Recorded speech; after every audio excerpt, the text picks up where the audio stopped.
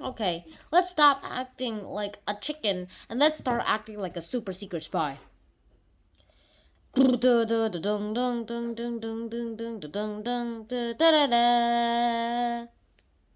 know what? Let's try the Mission Impossible. A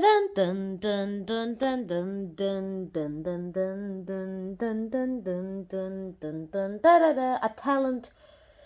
A very tangled web. Today I'll be talking a very quick review about this. It's probably like 6 to 7 minutes long. It won't take long. It'll just cost you 500 hours of your life. Or at least 500 hours of my life. And we'll, with the help of this cat, talk about why we should read it and the backstory of all this. Yahoo! Dawn, dawn, dawn, dawn, dawn, dawn. Agent Cat. Let's let him go for now. All I'm going to say right now is that there is something wrong with everything that's been happening to Dan Combs, who is a former MI6 agent who for some reason is being attacked by his colleagues who have actually aided him in the assistance of an operation to assassinate, or at least try to assassinate, a very abusive dictator. And it fails. Turns out it was supposed to fail in the first place. The mission was supposedly supposed to fail so that Dan, Nina, and Hyde were supposed to die. Cass was to fake his death so that they'd be like, even if they survived, they wouldn't really suspect him at all. And even if they survived, his original plan was to kill him themselves. But then the director at the time found out, so he was like, you guys survived. This puts me in a difficult position. Alright. I'll put you in safe houses.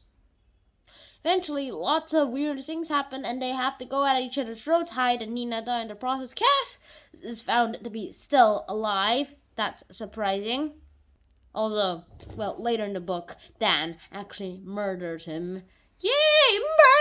Murder! Okay. Yeah, right. And he goes visits his daughter, who has an ex-boyfriend now, and lots of other kind of weird things happen. The MI6 does not have James Bond for some reason in this version, and is asked by the CIA to do all that, and then there's a lot of danger, and turns out that he realized that he's lying to himself ever since that tragic accident to his parents happened when he was very young. Now let's talk about some context. What is the MI6 anyway? Well, the MI6 is a super secret, top secret, super mega omega secret organization created in Britain. It's fictional, and no, it's not made up by Alan MALELY. It's actually made up by the guy who wrote the James Bond novels. And James Bond, who is he? Well, he's the super secret spy. I actually think that he deserves a few medals of his own in the MI6. And he's one of the best spies in MI6. Okay, maybe not. But then again, he is one of the most main characters on the MI6. Anyway, so that's just a little bit of context there. And now there are lots and lots of movies made by him. I already made a debate video about saying, should the next James Bond be a woman? But let's not get into that much. One more thing I shall mention is that Dan and Nina were kind of related in a way, in like a way. Yeah, I think like you might see it's smooching and all that stuff. Let's not really mention it. Another thing I shall also mention is Cass, who is also kind of Nina's lover too. Okay, this is gonna creep me out a lot. And turns out that was the reason why he murdered her, suffocated her, and when Dan came in the house and found her, bare body. Better delete that image from your minds, little kids. He knew it was too late for her, and then he was about to go out, found some people disposing of the body.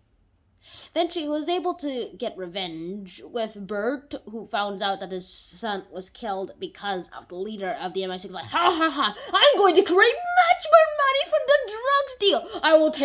I'll free this enemy prisoner under one condition. You put me in the drug business, then I'll be rich, so that I'll be the richest person on earth, and no one will be able to go against me. Yeah, but wait a second, I have some flaws. Some people know about this. Let me terminate them. I am Terminator.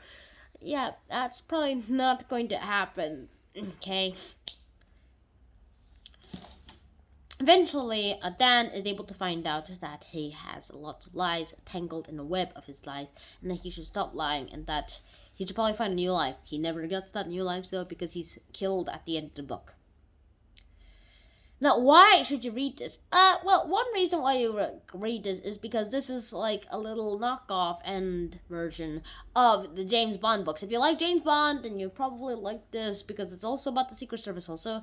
There isn't that much action, though. You might expect, like, at the end, there's, like, a super secret scene where there's, like, a super fighting scene, like, what am I supposed to do? I'm being chased. Okay, let's outsmart them. Let's jump on that tree, parkour on my way there. You might expect something like that. Okay, that may have been a little foolish of me to even think about. But no, that doesn't happen at the end. And the chapter that's called Endgame instead, it's just him sneaking into the house, grabbing some CDs, and running away. There's literally no one guarding the house. So you might want to read it just because you like James Bond, but if you want to read it, you might be disappointed in the ending because the main character dies, his friend dies, but also the bad guy dies too, so I wonder who wins in this situation. And also the ending is lame-o because there's no one trying to stop this guy. I mean, I guess there's the point. You only have 100 pages to write here, at most. Another reason why you should read this is because you could use this to actually improve your relationships if you've got something similar. Now, you may not be a spy. You might not be a spy at being a father. And you might not be in the situation. Exactly, at least. But even if you find out that you have a little problem with your son or daughter, probably daughter's the best situation for this time, you might actually find out what people actually feel and what they think. And that's all I'm going to say. So, in conclusion, this book is about a knockoff version of the novels from James Bond, and it talks about another MI6 agent who is trying to deal with a terrible past. And with the terrible past comes terrible memories, and he may even sacrifice his life for it in the end. And he eventually does sacrifice his life for it in the end. And this is based on James Bond's books. And if you like this book, and why should you read it? It's because it could help you with your relationships, and it could give you a new adventure to James Bond if you're too tired of waiting for the new Bond movie. So I hope to see you guys in my next episode, and I'll see you guys then. Nine out, peace. Side note, all that white stuff was fur, not snowballs. Dedicated this video to my mom, my dad, basically my parents, and of course, my cat. Thank you for participating. Bye.